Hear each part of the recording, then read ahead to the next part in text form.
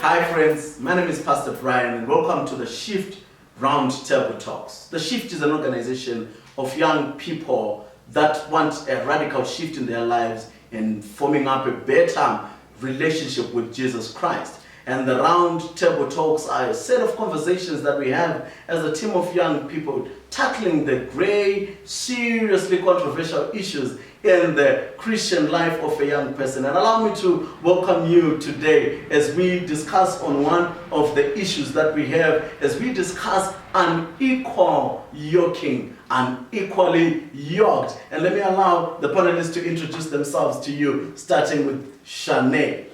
Hi everyone, my name is Shanae and I'm a shifter. Hi guys, my name is Samantha and I'm a shifter. The African shifter, Pastor Munya. Hi guys. I'm a shifter as well. Dude, that's a Jahili man. What an interesting introduction. Friends, we are here today to discuss yet another interesting and at the same time controversial topic, unequal yoking. Unequal yoking.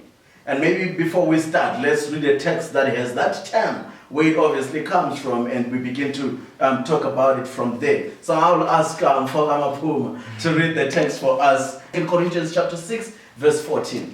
Okay, I'm reading from the King James Version. Be ye not unequally yoked together with unbelievers. For what fellowship has righteousness with unrighteousness? And what communion has light with darkness? Can you read verse 15 also? And what concord hath Christ with Belial? Or what part hath he that believeth with an infidel? Sounds harsh. It sounds harsh. Very harsh, very harsh. It sounds like it's a harsh text. But obviously, we need to start by defining the things we are talking about. Pastor Muni. Unequal yoking, my pastor. This context is not just talking about what we have been made to believe recently, whereby we have been made to believe about, it has been made to address issues of marriage, but this one is addressing all aspects of Christian lives, right? Business-wise, education-wise, even social stratification. It's saying be not be unequally yoked with unbelievers, because these are issues which have everything to do with righteousness and righteousness, Christ and Belial and all What these other does things. that term actually mean to say yoking or unequal? What is to yoke?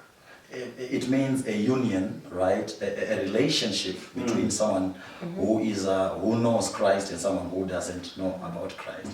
Or maybe the question is to say, what is yoking? To say what is yoking? What is yoking? I think those who have a bit of a rural background like myself, who have been to farms, understand what that is. Somebody wants to take that up, Samantha? I think I've had an example whereby they say, those ox-drawn plows, right? Whereby they put 2 oxen or 2 ox, something like that. And then they have to draw the plow in the farm and so that they can get, whether they can farm and stuff.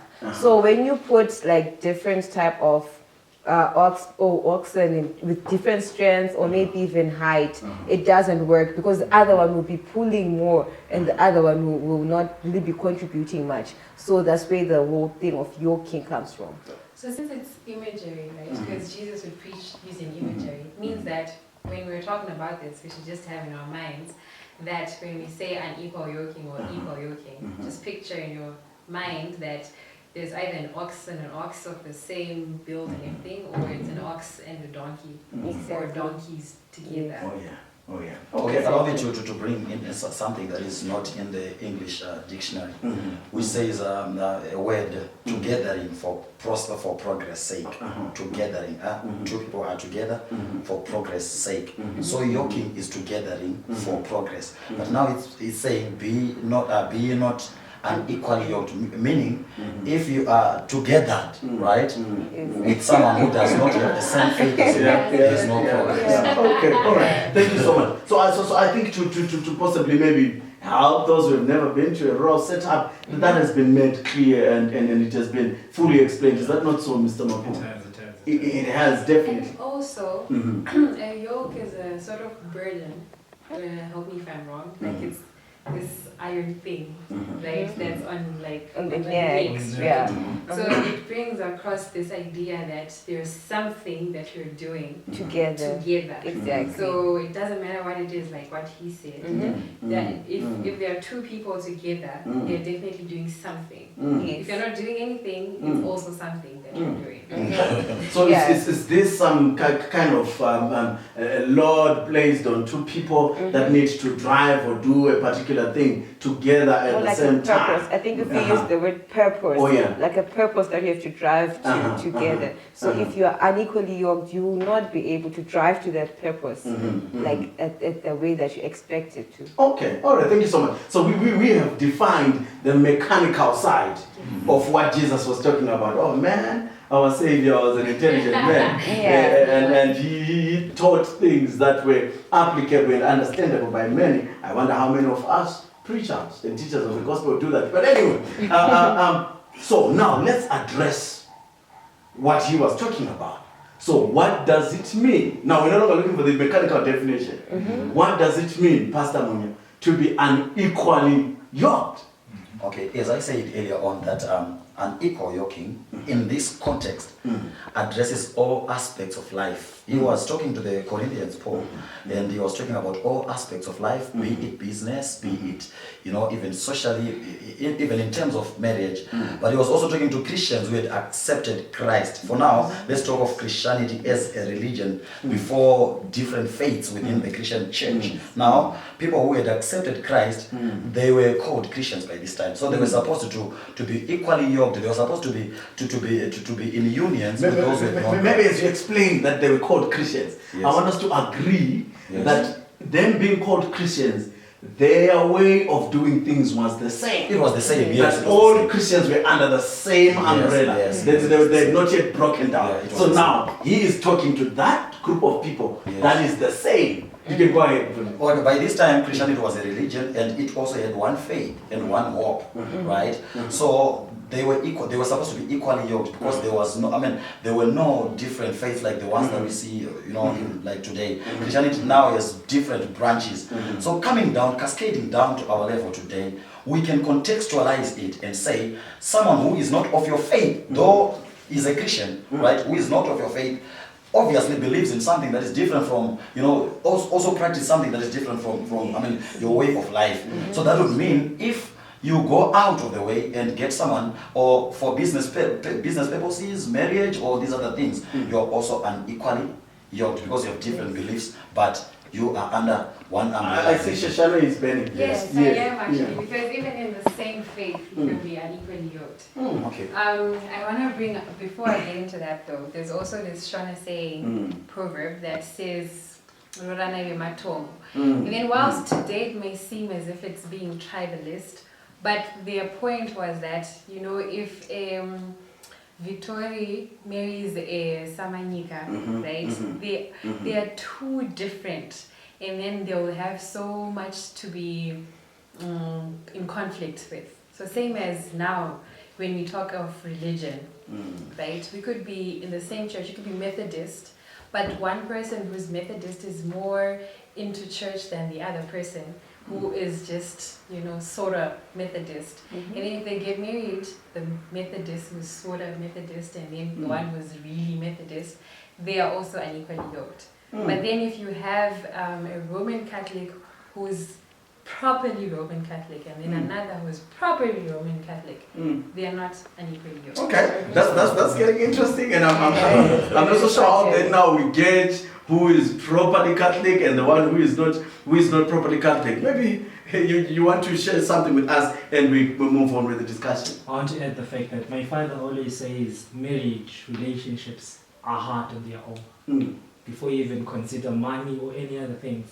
just two people, grown-ups who met together, Different grown-ups backgrounds, it's hard on its own. So to add other elements inside that are different between the two will make the yoke even harder. So usually it's spirituality, because there is only one person who's closer to you who can affect your day so bad that you won't even No, concentrate right? if you're going through if the other person who's your other half maybe isn't at par with you. So unequal yoking affects a lot of things, not only someone's success maybe academically, but it affects even in terms of performance at work, even in the afterlife as well. So it's a big issue that we're not even saying. When we're using the imagery of two oxen who are actually pulling the yoke together, you will realize that the one that was weaker or smaller wouldn't carry maybe the weight of the one which is bigger. Yeah. So the other one will overwork, the other one will underwork, the other one will eventually complain at the end of the day. And the moment you've got two partners who are complaining, nothing will move forward and it will spread. What is interesting, what I'm seeing, or maybe it's because we are all young people, is that already we have pulled ourselves also into the corner that this thing is always being spoken into. We are already addressing marriage in terms of being equally yoked. Okay, let's talk about friendship. So we need people. I'm not doing that away. Yeah, So, okay. so maybe since you had already started talking about marriage, let's crash that one, kill it quickly, and move on to the next. To say, okay, after this, so now whoever talks, let's crash on marriage, and then clearly state to the people that friends, you must not be unequally yoked. Okay, Pastor Brian, the word community comes from the word common, right? Common beliefs, common practices, That's powerful. common everything, right? So we cannot commune and we cannot form a community if we have different beliefs. Yes. Even in terms of marriage, we attempt, right? Christians, or maybe Christians or Muslims or what. But if you come from a different branch altogether, suppose you are a Sunni Muslim, right, or Muslim, you are not a Shia. You get married to a Sunni Muslim. If you are a Christian and you subscribe to a certain faith which is different from this other one, obviously we cannot form a community because we have different what? We have different beliefs. We practice things differently. I'm thinking of the conflict that is caused possibly by a young, maybe Adventist young boy, Seventh-day Adventist young boy, who goes to church on Saturday, and one Catholic young man who goes to church, young lady who goes to church on Sunday. Yes. And these two are married, which is unequally yoking, according to what we read. Yes. Because their faith is different. They don't have a common So background. there's no common background. Yes. Maybe So when let's these talk two are about- together now, Maybe let's talk about the practical things that people can find conflict. Because when people are a couple before they get married, everything is rosy. Because it's the guy who will say you can go to church on Saturday And I can go to on Sunday, right? okay. And then, so what are like the practical things that people will face in marriage that will say, okay, going to church on Saturday and God on Sunday, or Sunday, but different, denominations. What are the practical differences? maybe I'll answer that one because I'm the only man here. But that even myself and my wife, because I'm a pastor, we go to the same church on Saturday. But you will discover that even on Saturday, there are days when possibly she is not interested in going to the church where I want to go, where I'm preaching. And so now imagine The strain. the strain that happens when you have to wake up in the morning. Your husband needs some food, needs all these things, but you need to be stepping out to go to church. Exactly. Vice versa, whether it's on Sunday or it's on Saturday, it brings about a lot of strain that begins to kill and thwart the marriage, and it's not able to progress. I would also think something to do with principles. Because principles are what we're made of. And if you feel like your principles are being trodden on, there's a bit of conflict within you that you start getting frustrated. For example, let's say we come to very crucial matters like raising children, right? One parent goes to church to another church, and then another parent doesn't even go to church, right? The child is born, and then one parent wants their child baptized. The other says, why? Yeah. We should give our child a choice. They The should other get wants baptized. circumcision, the other doesn't. Exactly. Or one parent says they should not be vaccinated. Yeah. Another parent says, what? Children's rights. The other needs to go and visit Gua Rasekuru. Yes. Exactly. Exactly. I read what's this book by Charles Mungoshi, Waiting for the Rain. And it was about how there were things going on that were really bad in the family, and then now they had to sacrifice one child. Well, not sacrifice by killing them, but to let them go. And I was thinking that if you're not into traditional religion, and you're told that you have to sacrifice your child, the one that was in your womb for 9 months, and you're not into that, those are real stuff that you're going to have to deal with. Or you're being told that you are the one who's supposed to go and be kadoro, but you grew up in a Christian home, you know, and those are real stuff. Pastor Munya and Samantha, I see you have something to say. You know, there is a certain statement, an English statement, which says eagles fly together. I'm not talking about social stratification here, but I'm saying these issues, in as much as you know, Christ saved them, they are either, let me bring another big word, they are either salvific or helic, right? They are for salvation or for hell. You know, stresses have emanated out, as a result of this unequal yoking, simply because you got married to someone who doesn't subscribe in what you subscribe in as much as faith is concerned. You know, even business-wise, maybe you're trying to divert us also from, away from business issues. You know, the reason why a lot of people also con people and the rest is because you are an eagle and you're trying to fly with a dove. An eagle cannot fly with a dove, no matter how good a dove can also appear. So in as much as marriage is concerned, go for the person who subscribed exactly 100%, right, with what you also subscribe in. Samantha? I wanted to state that there's this other thing that God really hates. God hates something called being lukewarm. So you see, when you are unequally yoked, you'll be forced to compromise your principles, as you stated. So now God says you cannot serve two masters. And then let's just not put this in the context of Satan and the devil. Let's just put it in the context of our everyday lives. You cannot choose two things and go for them at once. It's either you're this side or you're that side. So if you enter into the middle ground, you're practically nowhere, you're going nowhere. So Amos 3 verse 3 says, can two walk together except they are agreed? So what are you agreed on when you're walking together? I'm loving this because it's setting up ground for our next conversation talk. That once we have people who are unequally yoked, we have a lot of principles being broken. This guy wants to sleep with you before marriage. That's what they want to do. You don't want to because you don't want to lose him. You don't believe in the same thing at the same time. He wants to go party. To him it's right. To him it's right. You don't want to seem boring. So at the end of the day, you end up inviting in and going. So definitely Christ had seen a lot. When he knew what he was talking about when he says, do not be unequally yoked. I think Junior Mapuma will give us the last comment on marriage, on being unequally yoked, on marriage, and then we quickly touch other things. Someone might ask and say, for all have sinned and fallen short of the glory. Or someone might ask and say, since there is now no Jew or Gentile, does this still apply, like practically, to say that you're from another faith and from another faith? Or are there no examples of people who are unequally yoked, but who are loving each other, who appreciate each other, who respect each other more? It worked better than the one. No. That's a bunch of something, eh? So Exactly. somebody who thinks they can tackle that up. Okay, I just wanted to say just a small thing. Just because something might be working for the moment that you observed it, it doesn't make it right. Two wrongs don't make it right. Okay. And then there is Hebrews 5. Seems like I like Hebrews. But Hebrews 5 verse 12, it says that let's start from verse 11. Of whom we have many things to say and hard to be uttered, seeing ye are dull of hearing. Paul was kind of harsh. For the time ye ought to be teachers, ye have need that one teach you again, which be the first principles of the oracles of God, and are become such as have need of milk and not of strong meat.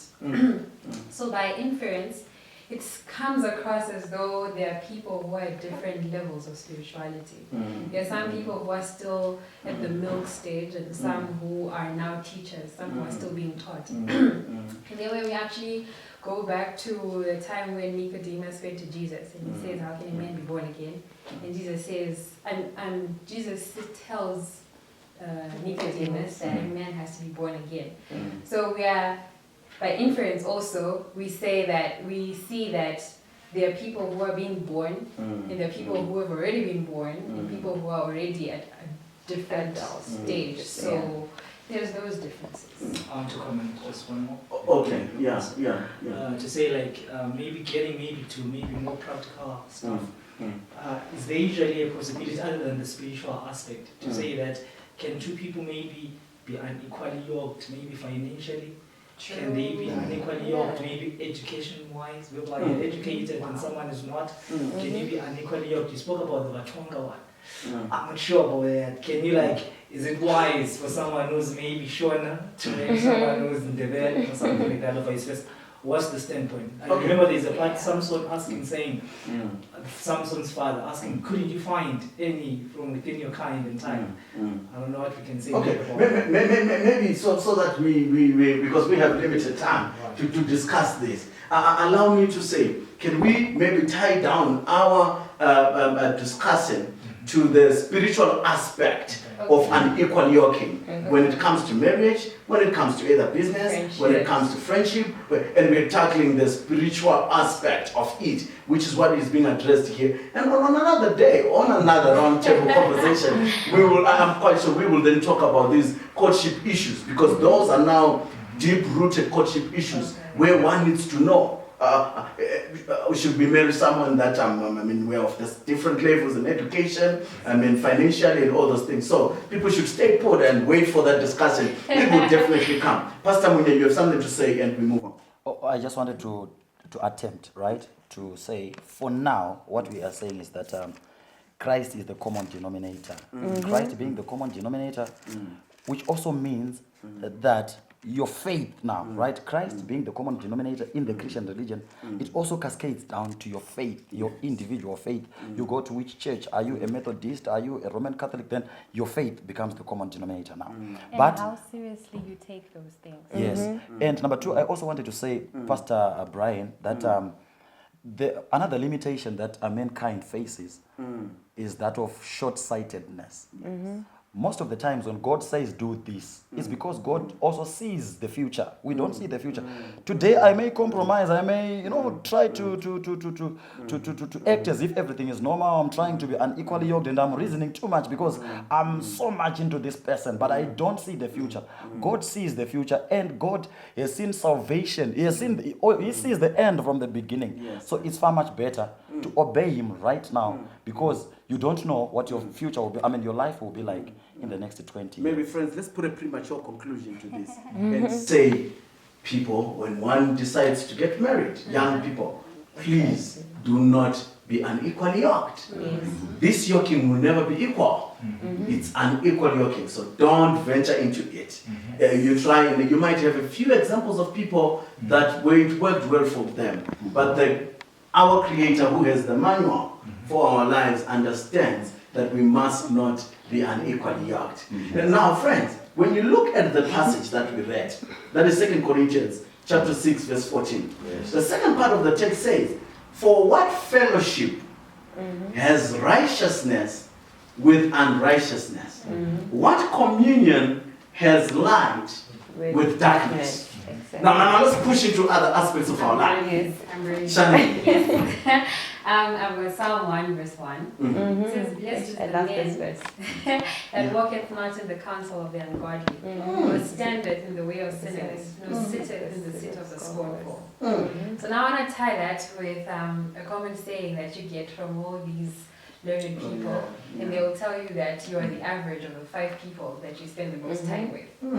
Now, we're 5 here, right? Yeah. 1, 2, 4, 5. So, what it is saying practically is saying that if we spend time, the most time together, each and every one of us is an average of us 5.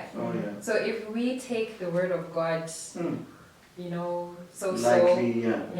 and we don't kite, like God, but probably Junior does. He is not going to succeed to go to the best that he can. He's going to be an average of us 5. But if you read 3 books a day, 5 books, 8, 10, 20 books a day, if it's possible, it means that you are probably going to be like, I cannot stay on 3 books. I have to go higher because my peers are going like that. And if he starts, going down, we are going to be like, why are you going down? Because, we're not like that. So we get to push each other because we are equally yoked. Just to cement on what you just said, I mean, God is all knowing. I just thought of this verse that says, do not be deceived. Bad company ruins good morals. Yes. It's a quote from the book Signs of the Times, December 30, 1880. It says, men and women professing godliness should tremble at the thought of entering into a marriage covenant with those who do not respect and obey the commandments of God. It was with this that opened the floodgates of sin to the antediluvians. Such a connection with the world is a direct departure from God's express requirements. Be ye not unequally yoked together with unbelievers. Pastor Mwimbo. Okay, I wanted to say, Pastor Brian, that we should also learn from the creation story, right? When God separated light from darkness, and he had to call light day and darkness night, right? Day is never ruled in the night, and night doesn't have dominion during the day, right? We should take some fundamental lessons from the creation story and know that Christ once said, we are in the world, but not of the world. of the world. So if you are not of the world, we are not supposed to rule in the night if you are day. And we are not supposed to rule during the day if you are in the night. Unequal yoking is detrimental before I God. just thought of something. Yes. People always sing in 1 Peter 2 verse 9, chosen generation, what, but we don't read the last part which says, he who has called you and brought you out of darkness into his marvelous light. And then the verse which you said, the 1 Corinthians 1, which is saying that what fellowship has light with darkness. So imagine God has called us out of darkness into his marvelous light. And imagine after being called out of darkness, you're sitting there, going back to darkness. It doesn't make sense, literally. You guys are triggering interesting thoughts in my head. Yes. That's so is it possible now that we are failing to pull or attract our friends who are still in the darkness because we are still with them? Exactly. So they're not seeing any, we are still equally yoked with them. So they're not seeing any difference. I mean, how would they see a difference if we're still pulling the same yoke? So because we are still pulling the same yoke with them, they don't see a reason of coming to join you in church. So because when you are done with church, you're looking for them and you go clubbing. And then you go drinking, you go sleeping around, you go do all those sorts of things. So it is very, very important that we understand, like what Pastor Munya was saying, that there can be no time during the day where we have both these portions, light and darkness, sharing the same. One chases the other. But it doesn't mean that we should be snobs and say, I don't talk to those people. Because Jesus was the greatest sociable person who ever lived. He would go to the houses of the prostitutes and the publicans and things. But he had 3 really close friends who were like him. So I get a lesson from building on what he said. I get a lesson from the creation story, where we've got the stars up in heaven, the ground that was created, right? So, so he says that he created the heavens and the earth and whatnot, and the stars, right? There's no point in time where the stars and the ground will meet. The stars and the earth, they will never meet. But the stars will always shine light on the earth. So, what I learned from that is that there's no point in time where we should meet with the world in terms of our likes or our principles or even communing, but we should shine our light to the earth so that it is attracted. Because when your light shine, right? When you go outside, I don't know how many people still do that, but when you go outside in the evening and then you look up in the heaven, it's so beautiful and you're like, wow, that's so really nice, right? So we should be that kind of people where people, they probably can't come to us at that point in time because they're still in darkness, but then when they look, they say, that is so beautiful. And then they will want to come to us. We are where we are at times in life because of the people we were yoked with. If you are, a young person who is still in college, you will understand that the kind of people that you are yoked with throughout your 4 years or 5 years or 3 years of study will determine the grades that you get, will determine what you come out with at the end of your studies. And if you are a person who is at work, at the same time, that still the same principle applies. The people you are yoked with will determine how far you go in the kind of career that you are taking. We have people in prisons today because they were unequally yoked.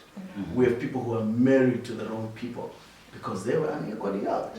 We have people who have pregnancies that they don't want because they were unequally yoked. We have young people who don't know what to do. I mean, they're drug addicts today because they were unequally yoked. They met up with people and befriended them and yoked themselves to those people. And now they are in that particular dungeon and they don't know how to escape that very place. And dear friends, I want you to give out yet once again a bit of words to each and every young person who is out there, who has this very particular person or being that they don't want to let go of. Yet they have understood today that they are unequally yoked with the very kind of individual, be it a friend, a business partner, or whatsoever. Mr. Mapuma, give us your last words. What do you want to say to us as young people to change our lives? Okay, there's a quotation that's in Steps to Christ that says, God will never ask us to leave something that's to our benefit to have. So at times it might be hard for us to let go of certain people because maybe we like them, because maybe they are more spiritual than the guys that are there in the church, maybe because they are more caring than the guys we have. But in the long run, you will be miserable. In the long run, you will find family life or camp meetings and the person is not there and the kids are miserable or confused as well. So at times, in as much as we might not see what's ahead, we need to let the Lord lead and follow His will and His word, in as much as it might be hard for us. Pastor Mui. I just wanted to say, using African imagery, of course, a friend who is going up the tree, reaching for a higher mark, right, is trying to hold on to a friend who is down here, right, to his hand. A friend who's going up the tree has higher propensities of being pulled down than going up. So it's far much better when you want to go up. Make sure you go with those who are going up. Don't hold the hands of those who are down here. That's unequal yoking. Samantha. I would like to direct you to Proverbs 3 verse 7, the first part. Oh, yes. It says, be not wise in your own eyes. Yes. So set aside all those explanations that you have. The Bible says that even God's foolishness is wiser than any wisest man on earth. So even if this Bible were just a book full of foolish instructions, it's still wiser than what we can ever come up with. So be not wise in your own eyes. Fear the Lord and do what He says in His word. Oh, yes. Okay. I want to say that there's a saying that says the value of a thing is determined by what you sacrifice to get that thing. So the value of mankind is seen by what was sacrificed by God. Oh, yes. So our value is the blood of God, right?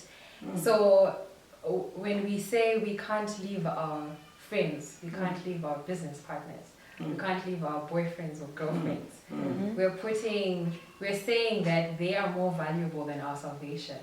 They are more valuable than God. In Hebrews 12, Oh, yeah. Hebrews The 12, Hebrews lady. verse 1, wherefore seeing we also are compassed about with so great a cloud of witnesses, let us lay aside every weight Oh, yes. and the sin which doth so easily beset us, and let us run with patience the race that is set before us. Amen. That's very powerful. Dear friends, it is clear that we ought not to be unequally yoked.